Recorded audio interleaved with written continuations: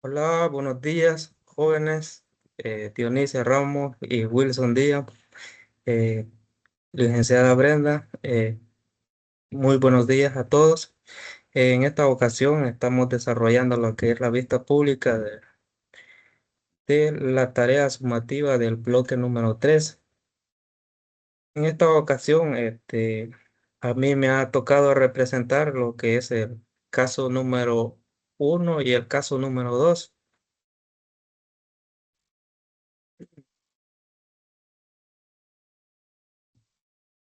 Para empezar, iniciaré con lo que es el caso número 1 y posterior el caso número 2. Me presento, mi nombre es Wilfredo Yanes Ávila, eh, como juez de la causa.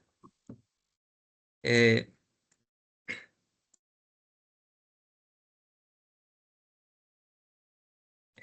Tras haber presenciado lo que es el desfile de la prueba pericial documental, testimonial, y haber escuchado los argumentos de ambas partes y haber valorado las pruebas presentadas y atendido el debido proceso, este tribunal ha llegado a una conclusión con base a las pruebas presentadas y a las declaraciones vertidas en esta vista pública. Se tienen por probados los siguientes hechos. El día 10 de julio del año 2024, aproximadamente a las 17 horas con 5 minutos, en Colonia Santa Teresa, distrito de Apopa, los soldados bajo el mando del cabo Lorenzo, en el marco de un patrullaje preventivo, observaron a los acusados Saúl y Carlos. Se pudo establecer que Saúl le entregó un objeto a Carlos, al quien a cambio le dio una cantidad de dinero. Al notar la presencia militar, intentaron huir, siendo interceptados en la esquina norte de la cancha de fútbol de la misma colonia. eh, Tras la intersección de ambos sujetos, los soldados procedieron a la revisión corporal de los acusados. A Saúl se le encontraron 23 porciones de material vegetal en su bolsillo derecho, así como $100 en billetes de diversas denominaciones. A Carlos se le encontró lo que fue 2 porciones de material vegetal en su bolsillo derecho de su pantalón. Las sustancias que fueron incautadas son identificadas como evidencia 1, 23 porciones, y evidencia número 1, 2 porciones de material vegetal, sometidas a la prueba de campo, dando un resultado preliminar positivo a marihuana. Posteriormente, la prueba fisioquímica realizada por el perito confirmó que ambas evidencias correspondían a marihuana. Con lo que respecta a los dos imputados, serán procesados individualmente por cada acción que los individuos hicieron. En este caso, eh, para Saúl se enmarca la figura delictiva de tráfico ilícito de drogas, sancionada en el artículo 33 de la Ley Reguladora de las Actividades Relativas a las Drogas, tal como se tipifica en la legislación penal vigente. La cantidad de droga encontrada son las circunstancias de la captura, el intercambio de un objeto por dinero y la posesión de una cantidad considerable de efectivo por parte de Saúl, que demuestra la intención de comercializar la sustancia antes relacionada. En cuanto a Carlos, se le acredita la figura delictiva de posesión y tenencia, sancionado en el artículo 34, inciso 2 de la Ley Reguladora de las Actividades Relativas a las Drogas. Con respecto a lo que es el debido proceso y a la cadena de custodia ha sido fundamental en este caso. La prueba se ha incorporado de manera legítima y la evidencia material ha sido resguardada correctamente desde su incautación hasta el análisis pericial. La declaración de los agentes de autoridad ha sido coherente y ha respaldado el relato de los hechos. Asimismo, el testimonio del perito ha sido crucial para confirmar la naturaleza de la sustancia. El principio de presunción de inocencia que cobija a los acusados ha sido desvirtuado en este proceso por las pruebas que han sido presentadas en vista pública. La evidencia material y el testimonio no deja lugar a dudas sobre su responsabilidad penal en los hechos. Por tanto, en virtud de todo lo anterior, este tribunal, en nombre de la República de El Salvador y en estricta aplicación de la ley y principios procesales, falla.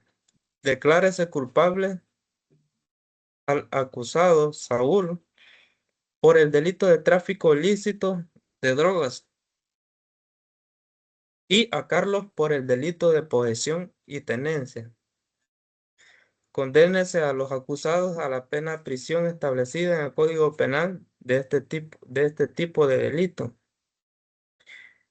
Para Saúl, eh, para Saúl se le impone a cumplir una pena de 10 años de prisión, más la acción civil, que sería un monto de $3,000 en efectivo, el cual quedará a disposición del Estado de la República. Es todo es todo lo que este juzgado falla y notifíquese. Comenzando el caso número 2,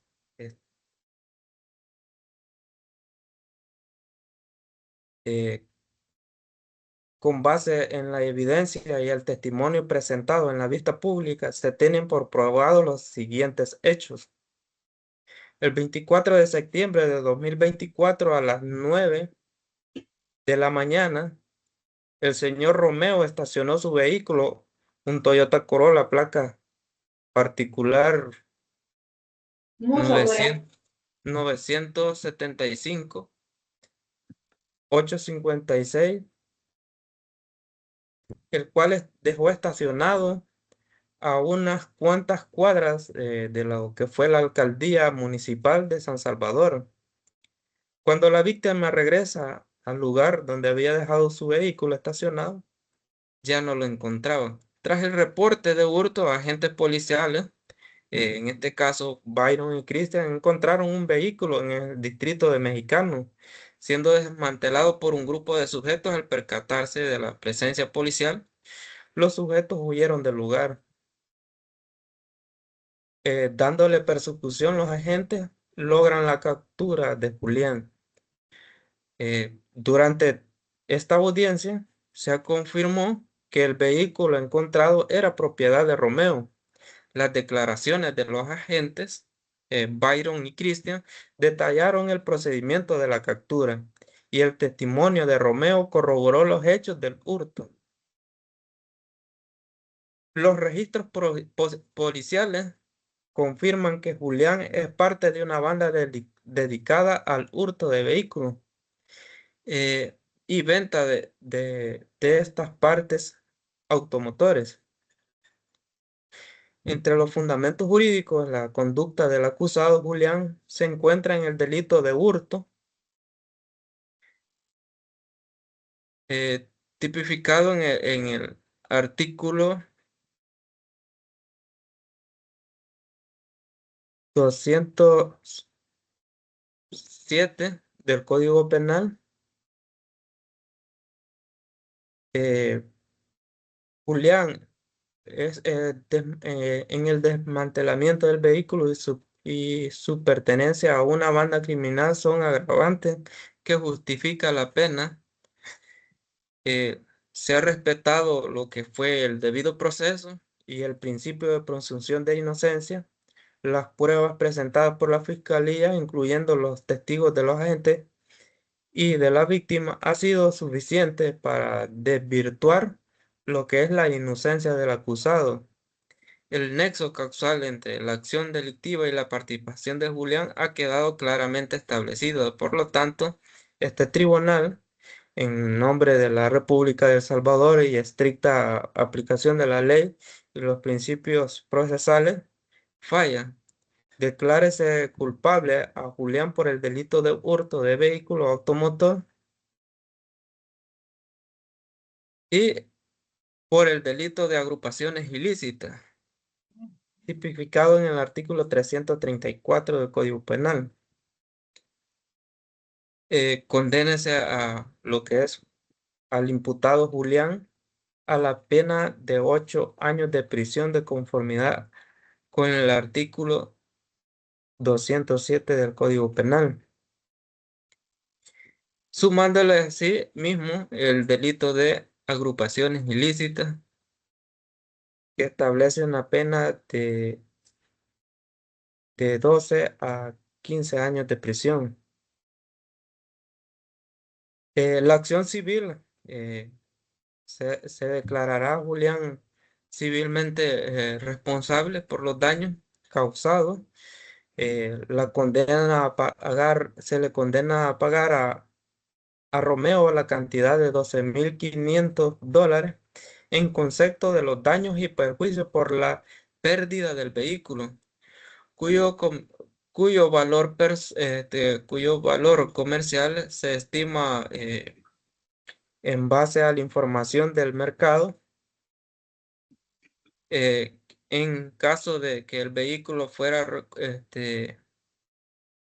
reparado, la indemnización se ajustará para cubrir solo los daños y el costo de la reparación.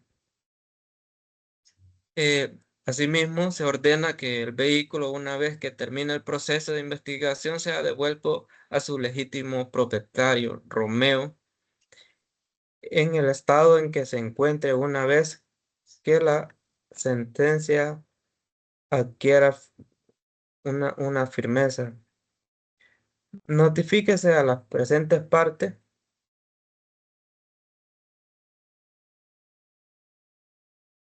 y hemos finalizado con la sentencia del caso número 2. A continuación, la compañera Dionisia Ramos explicará el caso número 3. Muchas gracias, compañero Yanes. Tenga muy buenos días. Mi nombre es Dionisia del Carmen Ramos para efectos de acreditación. Voy a continuar con el caso número 3, para lo cual decimos el presente proceso penal es clasificado con número de referencia 128-2024-1. Después de haberse debatido en juicio la prueba de cargo como de descargo, se analiza lo siguiente. En primer lugar, se procesa al señor Ricardo José Aparicio Guzmán por el delito de estafa agravada, el cual se ha tipificado y sancionado en el artículo 215 con relación al artículo 216, numerales 1 y 2 del Código Penal, por las causales siguientes. El artículo 215 establece que el que obtuviere para sí o para otro un provecho injusto en perjuicio ajeno mediante ardid o cualquier otro medio de engaño, nos está diciendo el artículo 215 que el verbo rector es obtener para sí o para otro un provecho injusto y lleva como dolo el ardid. Entonces, en este caso, el señor Ricardo Aparicio llevaba ya la doble intención de aprovecharse mediante engaño de sus víctimas. El artículo 216 expresa en el numeral 1 que si recayere sobre el artículo de primera necesidad, viviendas o terrenos destinados en la instrucción de viviendas, la pena por el delito de estafa agravada, en este caso, sería la agravante del delito de estafa agravada. Y para ello, la pena por el delito de estafa agravada en El Salvador puede variar, pero generalmente implica prisión y multas. La pena específica dependerá de la gravedad del delito, la cantidad defraudada y el número de víctimas, entre otros factores, ¿verdad? Además, la continuidad delictiva puede llevar una pena mayor que la de un delito aislado. Las consideraciones de estafa agravada: para el delito de estafa en El Salvador se sanciona con prisión de 5 a 8 años, según los artículos 215 y 216 del Código Penal. Los factores que la agravan: la pena puede aumentar si la estafa afecta a artículos de primera necesidad como viviendas o si coloca a la víctima en grave situación económica. Podemos darnos cuenta que en este caso se puso en riesgo la economía de la víctima, ya que fueron $40,000 lo que le costó por adquirir un terreno. Por lo tanto, con base a las razones antes expresadas, disposiciones citadas y artículo 211 de la Constitución de la República, artículo 215 con relación al artículo 216, número 1 y 2 del Código Penal, en nombre de la República de El Salvador, este tribunal falla: condénese al señor Ricardo Aparicio Guzmán a la pena de 16 años de prisión por los delitos de estafa agravada, previsto y sancionado en los artículos 215 en relación con el artículo 216, numerales 1 y 2 del Código Penal, en perjuicio de las víctimas Florena de los Ángeles Magarí y María de los Ángeles López.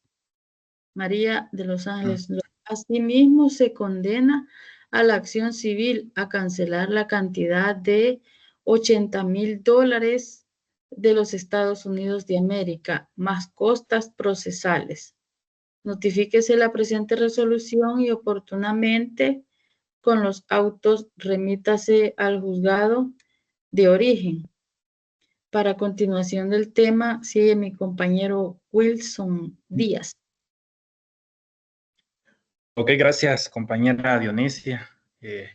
Buenas noches, compañeros. Buenos días, licenciada.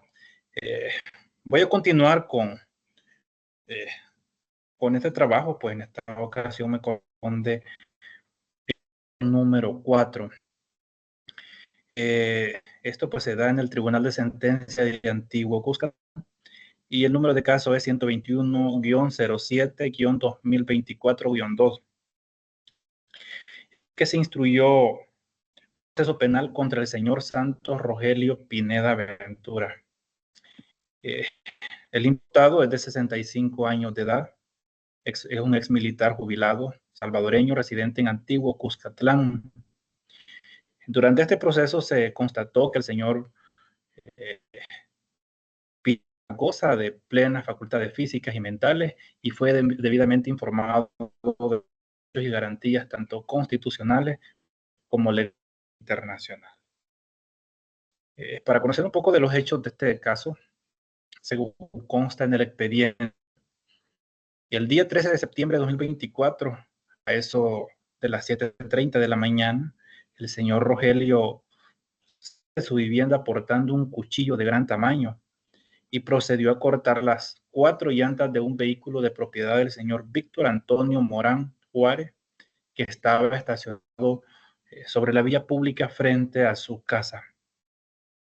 La acción que cometió el señor Rogelio fue observada por un testigo presencial de nombre Raúl, quien posteriormente informó al propietario del vehículo, al señor Víctor, y este constató el daño y fue en ese momento que llama al sistema de emergencias 911 y posteriormente los agentes Oscar y Alberto, quienes procedieron a la detención del imputado y aseguraron el cuchillo como evidencia.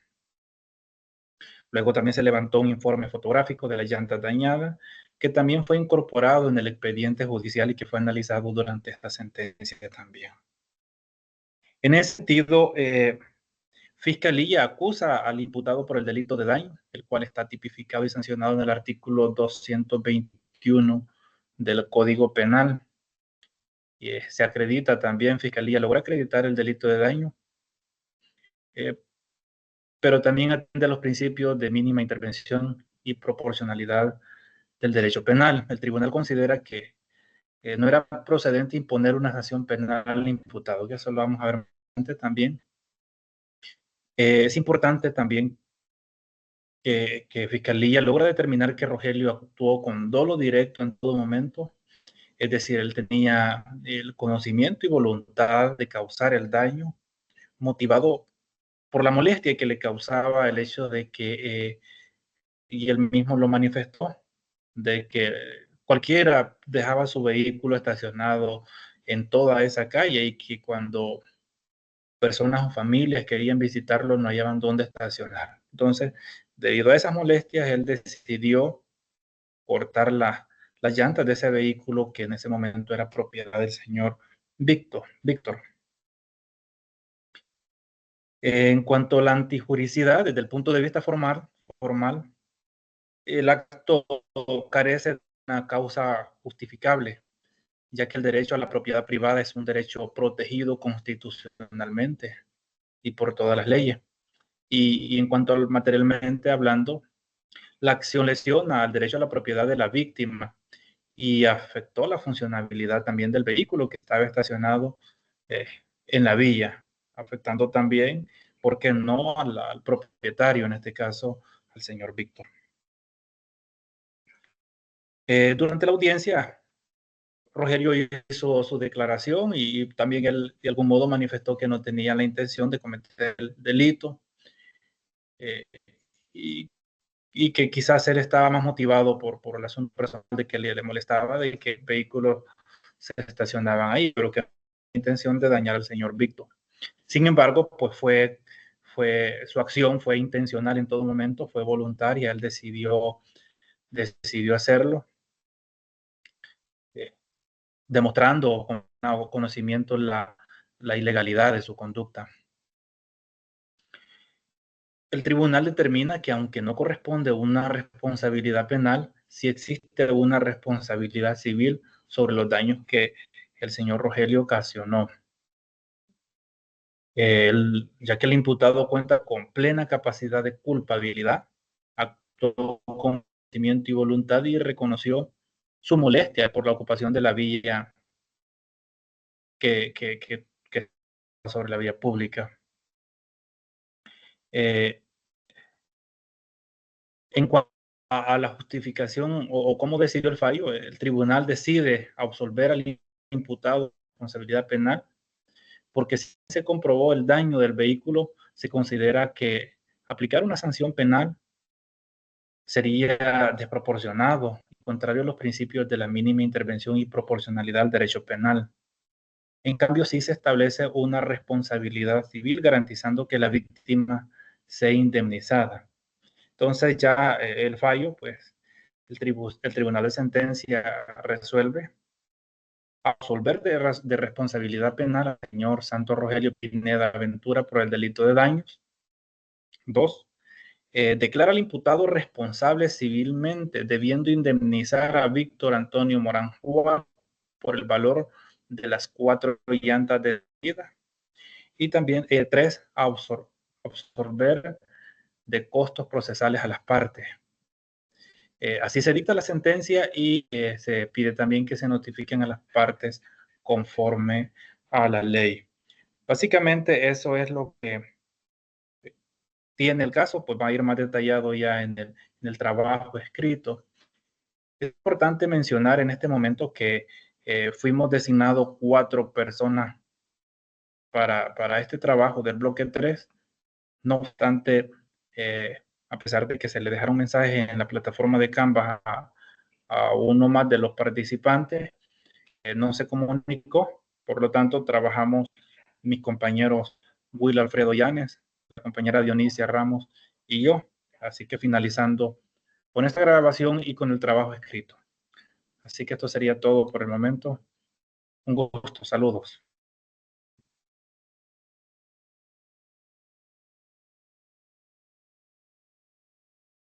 Bueno, saludos compañeros y hasta la próxima.